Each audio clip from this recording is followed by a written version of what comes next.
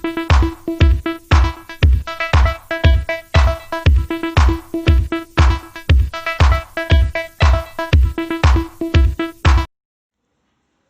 caro estudante concurseiro, sejam bem-vindos ao canal Método da Aprovação.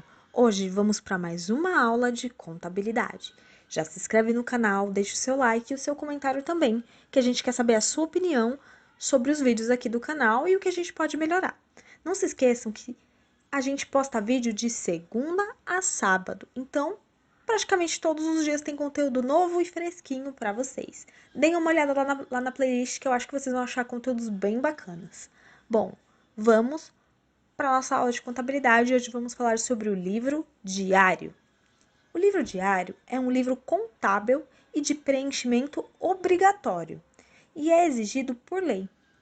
Tem uma grande importância, onde são lançadas todas as operações diárias de uma empresa. Ele foi instituído pelo Decreto 486, de 3/3/69, e seu regulamento pelo Decreto-Lei 64.567, de 22/5/69. No livro são registrados esses fatos em partidas dobradas, ou seja, os totais do débito e do crédito deverão sempre ser iguais. Os dois devem ter o mesmo resultado final. Lembrando que a conta débito será sempre lançada antes da conta crédito. Suas principais características são a obrigatoriedade, o sentido cronológico e ela é fundamental ao processo contábil.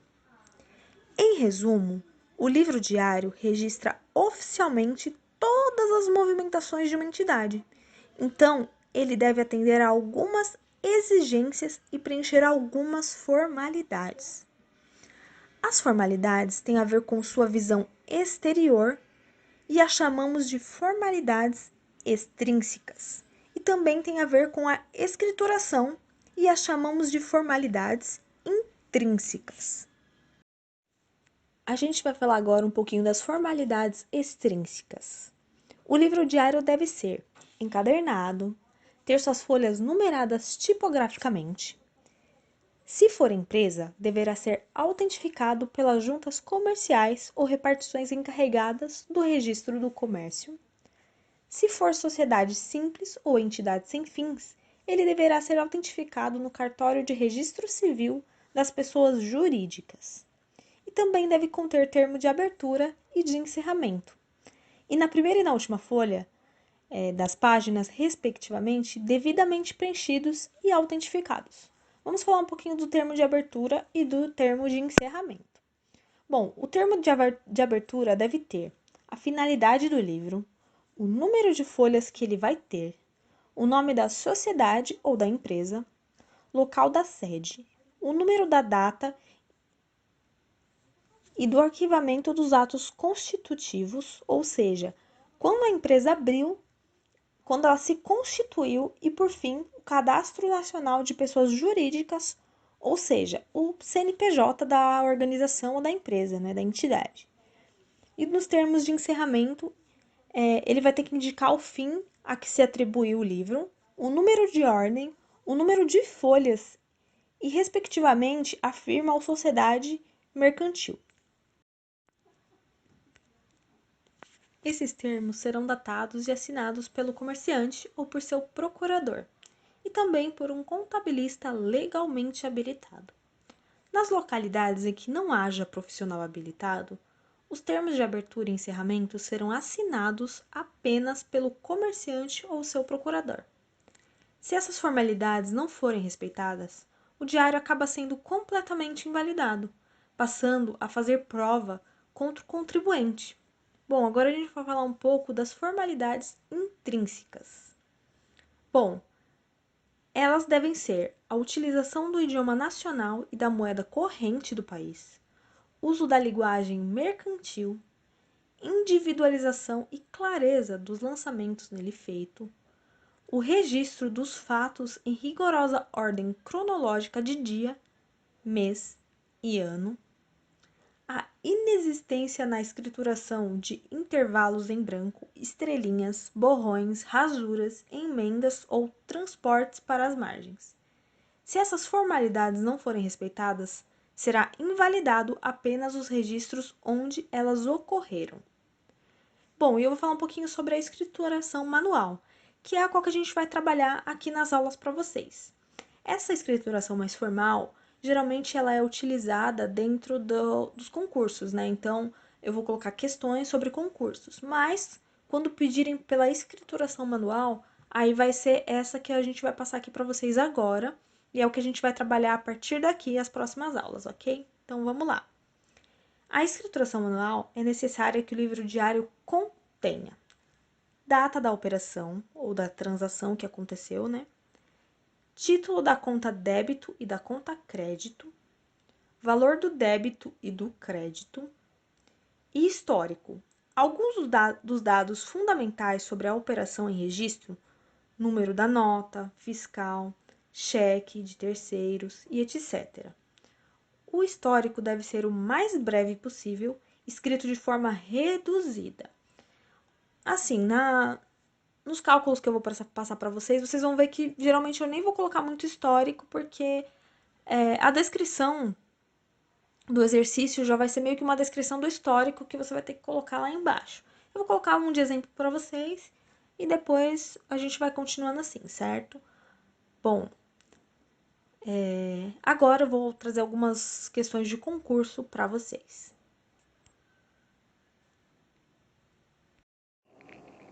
Então, bora lá para nossas questões. Bom, a primeira questão é: segundo o Código Civil, dentre os chamados livros comerciais, aquele considerado obrigatório na sociedade empresária é o livro A. Razão, B. Caixa, C. Contas correntes, D.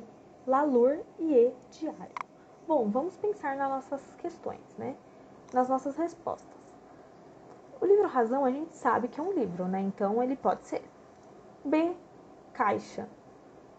Caixa não é um livro, então ele já vai ser riscado das nossas alternativas. C. Conta corrente. Conta corrente também não é um livro, né? Então, beleza. O D. Lalor é um livro, um tipo de livro, e o E é o livro diário, que também é um tipo de livro. Então vamos lá. Livro razão. Livro razão é obrigatório para todas as empresas? Não. Ele é só obrigatório para alguns tipos de empresa. Então, ele não é obrigatório para todos, já vai sair. O Lalur. O Lalur também é um tipo de livro, só que ele é um livro da apuração do lucro real. Então, não vai ser para todas as empresas. Tem empresas que é tributada pelo Simples Nacional, tem empresa que é uma microempresa, então não é esse também. Então, só sobrou o nosso livro diário. Nosso livro diário, ele é obrigatório, né? Tem a lei, tem o decreto-lei, que a gente já falou anteriormente. Então, a resposta seria a resposta E. Agora a gente vai para a nossa próxima questão. Quais são as principais características do livro diário? Bom, a gente já falou na nossa aula de hoje, né? Então vamos lá. A. Obrigatoriedade e aleatoriedade dos fatos. B. Fundamental ao processo tributário, obrigatoriedade e aleatoriedade. C. Obrigatoriedade, cronologia e fundamental ao processo contábil. D. Fundamental ao processo contábil, formalidade e obrigatoriedade. E E. Aleatoriedade e obrigatoriedade. Bom, vamos lá, vamos pensar. O livro diário, será que ele é mesmo aleatório? Obrigatório ele é, porque a gente sabe que, por lei, ele é obrigatório para todas as empresas. Então, tem todas as questões de obrigatoriedade, beleza. Aí vamos lá, aleatoriedade. Será que ele é aleatório?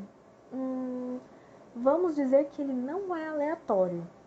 Porque a gente precisa de uma cronologia, né? A gente precisa colocar todas as datas, por exemplo, dia 1, dia 2, dia 3, cronologicamente nele. Então, ele não é aleatório, mas ele é cronológico. Então, vamos lá.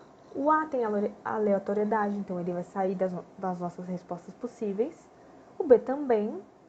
O C não tem aleatoriedade, então ele fica. O D também não tem aleatoriedade, ele fica. E o E tem aleatoriedade também, então ele sai. Então, as nossas respostas possíveis estão entre a C e a D. Vamos lá. A C é obrigatoriedade, cronologia e fundamental ao processo contábil. E a outra e a D é fundamental ao processo contábil, formalidade e obrigatoriedade.